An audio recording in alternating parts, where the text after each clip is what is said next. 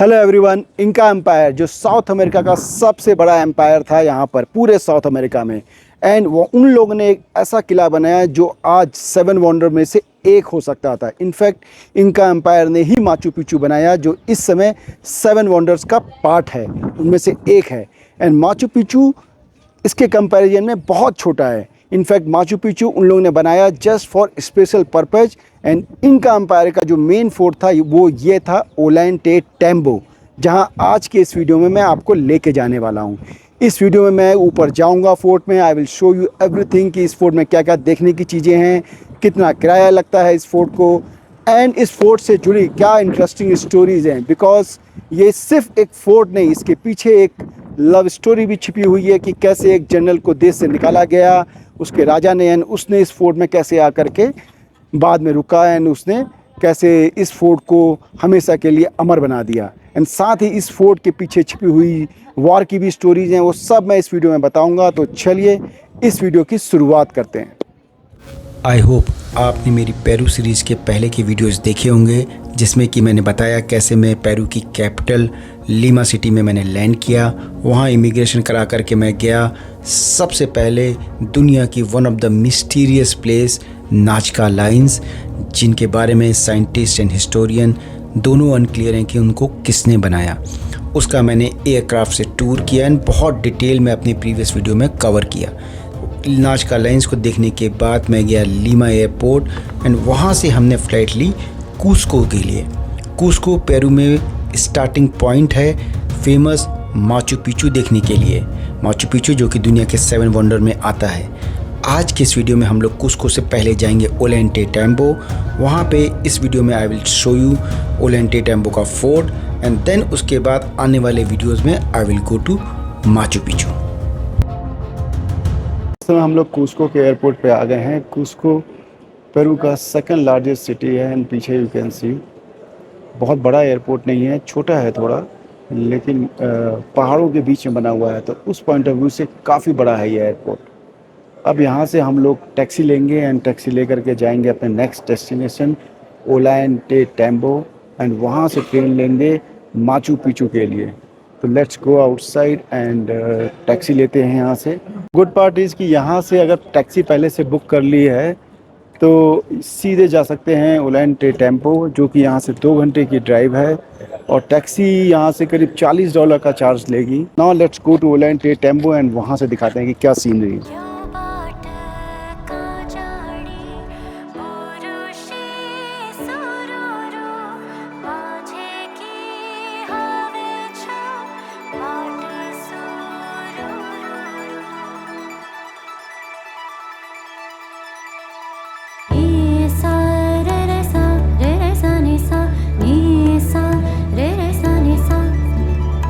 सो अगर इसके entrance ticket की बात करें तो यहाँ पे इसका एंट्रेंस टिकट ले सकते हैं। पीछे you can see general is 130, उसमें पूरा ये 15 साइट देख सकते हैं। 70 में सिर्फ 4 साइट देख सकते हैं, 2 दिन के लिए वैलिड होता है।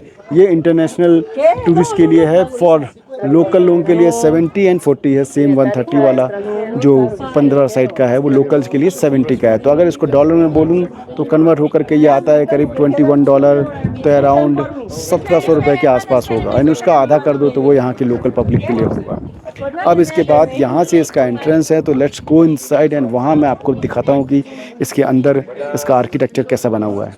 सो इस एरिया का नाम ओलेंटे टेम्बो पड़ने के पीछे भी एक बड़ी इंटरेस्टिंग स्टोरी है।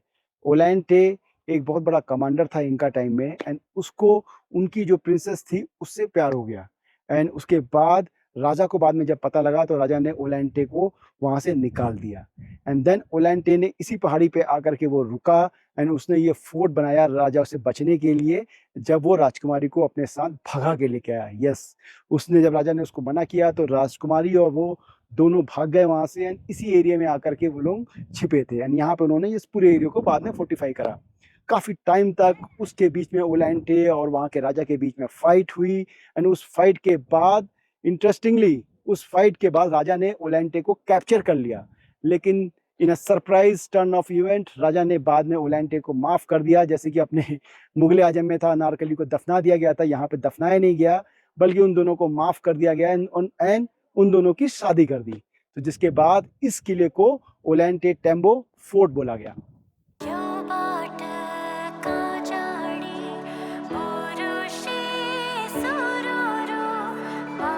तो इस फोर्ट के एंट्रेंस में यू कैन सी पीछे ये जो स्टेयर नुमा स्ट्रक्चर बना हुआ है, तो ये इनका जो लोग थे उनका जो स्ट्रक्चर बनाते थे उसमें ये स्टेयर्स का काफ़ी इंपॉर्टेंस था, बिकॉज इसमें ये जगह जगह अलग लेवल पे ये खेती करते थे, तो खेती के लिए अलग अलग स्टेयर्स बनाते हैं। जैसे कि अभी हम लोग अपने इंडिया में देखें पहाड़ों में, उत्तराखंड देखें या फिर हिमाचल के पहाड़ों में देखें, वहाँ भी आज लोग ऐसे ही स्टेयर्स की खेती करते हैं। तो ये खेती सोचो तो इनका एम्पायर वाले 15वीं सदी में भी यहाँ पे करते थे। एंड इसके जो पत्थर लगे हुए हैं वो पत्थरों की भी काफ़ी इंटरेस्टिंग स्टोरी है, तो उसके पास जाता हूँ and then will tell you story about those stones. अपने इंडिया में गॉड हैं ब्रह्मा जी, वैसे ही इनका टाइम में उनके अपने गॉड थे, गॉड ऑफ क्रिएशन। एंड उनका ये मानना था कि वो गॉड, ये सामने जो माउंटेन दिख रहा है उसमें you can see the God का फेस दिख रहा है, तो उनका ये मानना था कि ये गॉड ऑफ क्रिएशन है जो कि पूरी ओलेंटे टेम्बो वैली पे नजर रखी हुई है, अपनी ब्लेसिंग देते हैं। इनफैक्ट इसी सब के कारण से इस पूरे रीजन को सीक्रेट वैली भी बोला जाता था, बिकॉज ये काफी फर्टाइल लैंड था। एंड ऐसे जो माउंटेन में शेप दिखा तो उसके कारण से उनको विश्वास हुआ कि इस पे गॉड की कुछ स्पेशल ब्लेसिंग है, जिसके कारण से इस पूरे एरिया को, नॉट ओनली ओलेंटे टेम्बो, आसपास की 4-5 साइड को सीक्रेट वैली बोला जाता है।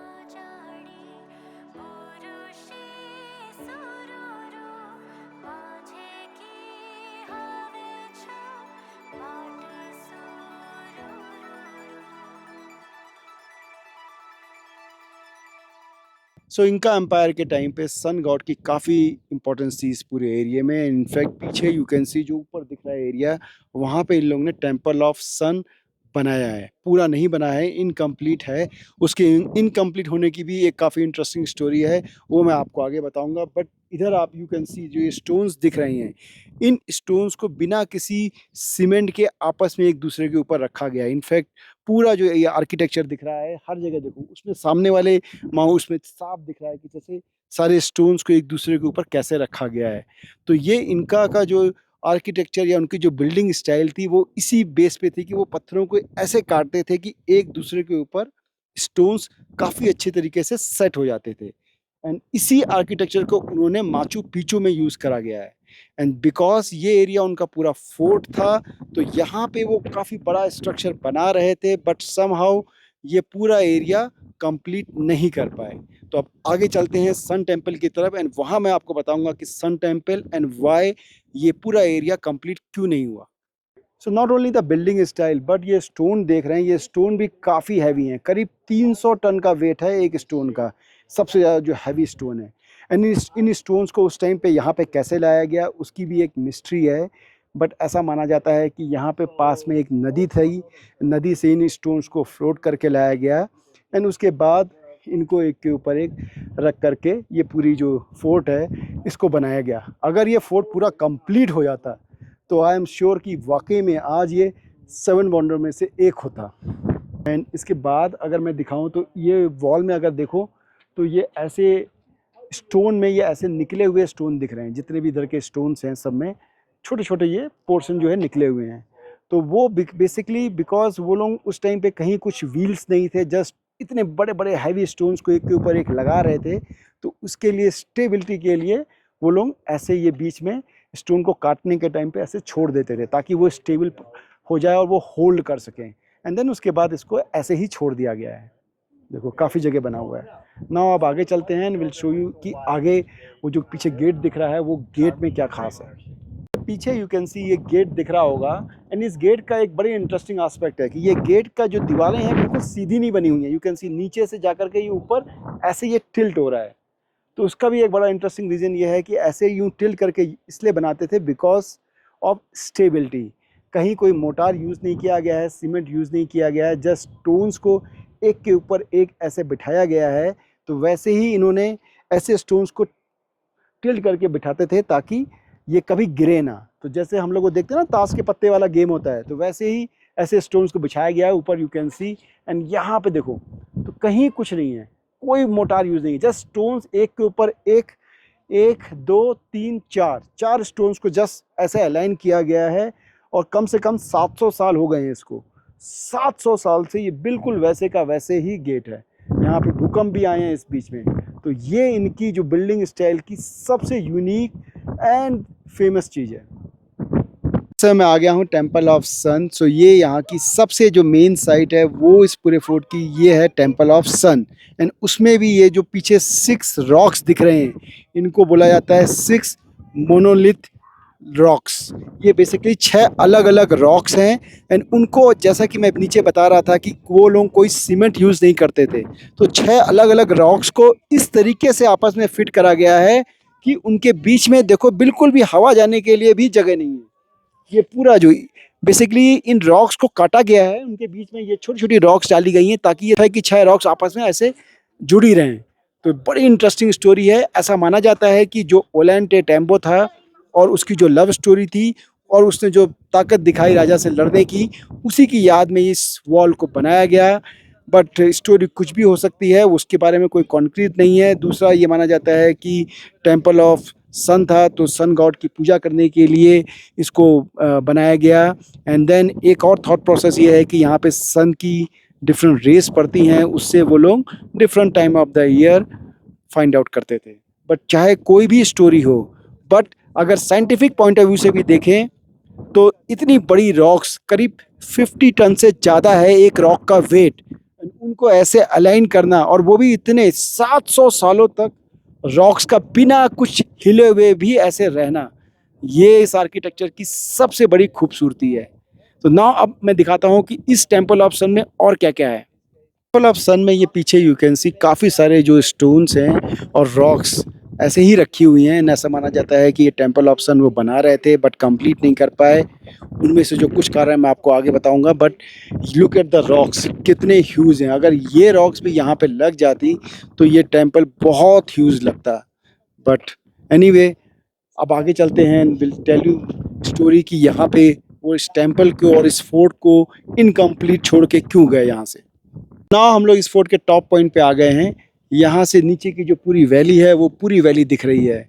एंड जैसा कि मैं टेम्पल ऑफ सन पे बता रहा था और पहले भी बोल रहा था कि यहाँ पे जो राजा थे वो बाद में 15th सेंचुरी के बाद इस फोर्ट को इनकम्प्लीट क्यों छोड़ गए।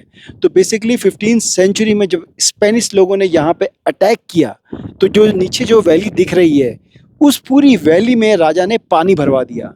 राजा की पूरी सेना और प्रजा यहीं पे थी। नीचे की जो पूरी वैली दिख रही है वहाँ पे उन्होंने पानी भरवा दिया, जिसके कारण से स्पेनिश लोग ऊपर नहीं आ पाए।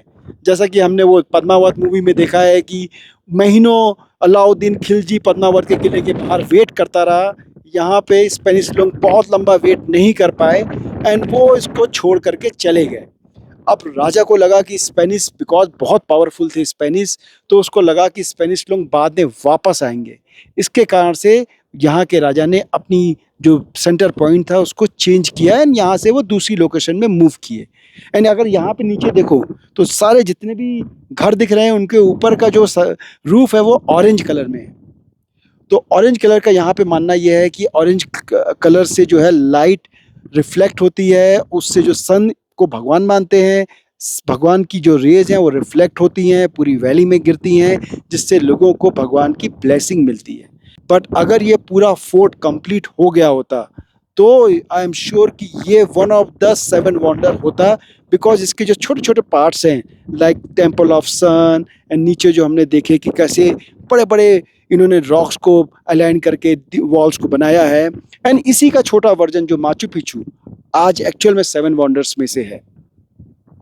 सो इस फोर्ट के अपोजिट डायरेक्शन में जो पीछे स्ट्रक्चर दिख रहे हैं उस माउंटेन में यू कैन सी, वो जो उधर दिख रहा है या फिर इधर स्ट्रक्चर दिख रहे हैं, ये बेसिकली उस टाइम पे जो यहाँ के राजा थे अपनी प्रजा के लिए जो क्रॉप थे उनको वहाँ पे संभाल करके रखते थे। एंड जो पैलेस का क्रॉप था वो ऊपर जो दिख रहा है वहाँ पे रखते थे। एंड राजा का जो अपने घर थे, कमरे थे, वो इसके आगे थे, उसका अभी एरिया एक्सेस बंद है। बट लुक एट दिस, अपने साथ साथ अपनी प्रजा का भी कितना ध्यान रखते थे। पूरा एक माउंटेन के अच्छी खासी हाइट पे बना हुआ है वो एरिया जहाँ पे वो सारी क्रॉप्स को प्रिजर्व करके रखते थे। एक्सप्लोर करने में हमें करीब 2 घंटे का टाइम लगा। बट जैसे अपने इंडिया में अजंता एलोरा की केव्स हैं जिसको कि माउंटेन से कार्व करा गया है, वैसे ही यहाँ पे माउंटेन से तो कार्व नहीं किया गया, बट उन्हीं तरीके का यहाँ पे भी रॉक का स्ट्रक्चर बनाया गया है।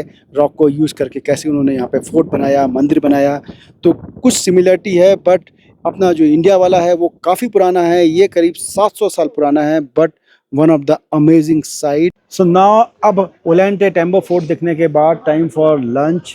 हम लोग ने डिसाइड किया ये मैंगो ग्रिल, इसका काफ़ी अच्छा रिव्यू है, स्पेशली इसका मैंगो जूस बहुत पॉपुलर है इस एरिया में, मैंने जैसे ट्रिप एडवाइजर में देखा। तो now let's go inside and देखते हैं कि यहाँ का लंच कैसा है। तो ये इसका इनसाइड एरिया, हम लोग यहाँ नहीं बैठेंगे, विल सिट आउटसाइड, जहाँ से हम लोग व्यू भी देख सकते हैं एंड देन खाना खाएंगे। हमारा आ गया मेन कोर्स, इसमें हमने मंगाया है grill chicken with French fries, जिसको कि इन्होंने नॉर्मली थोड़े से मोटे हैं फ्राइज़, एंड सैलेड, एंड साथ में है ये चटनी, इसको यहाँ पे बोलते हैं चटनी। तो ग्रिल चिकन को अगर ट्राई करें तो let's see.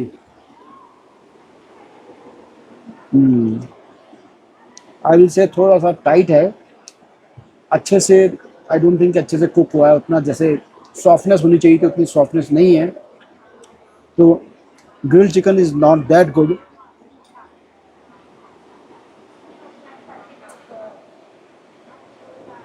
Let me try French fries. Surprisingly French fries अच्छे हैं, तो French fries is better. Grill sandwich is okay, I will say 5 out of 10, but French fries ज़्यादा अच्छे हैं। और इसको अगर चटनी के साथ खाए अपनी देसी स्टाइल में, बहुत अच्छा, चटनी बहुत अच्छी है। तो लुक एट दिस चटनी, चटनी बहुत अच्छी है।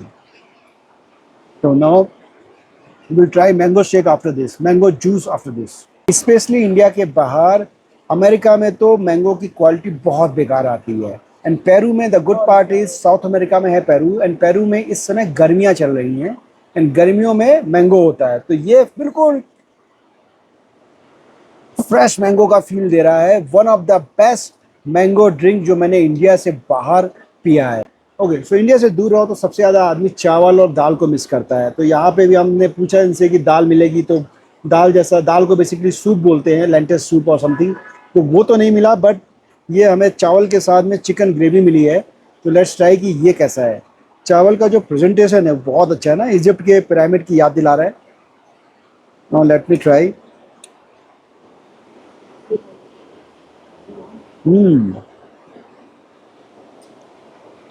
This is so good.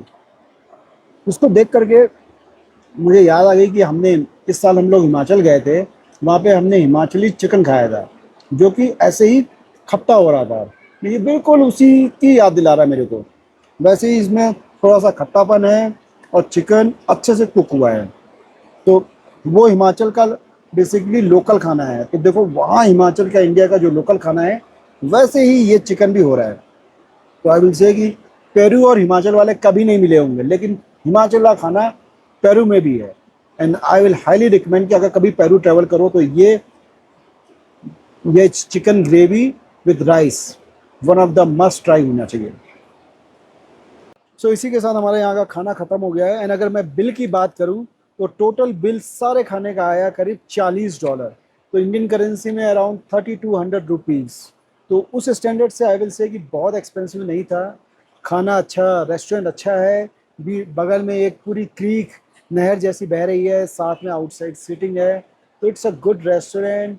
Menu wise भी अच्छे थे, काफ़ी सारे ऑप्शन थे। तो मे बी हम लोग कल आएंगे तो यहाँ पर कुछ और ट्राई करेंगे, बट आज के हिसाब से खाना इज़ गुड।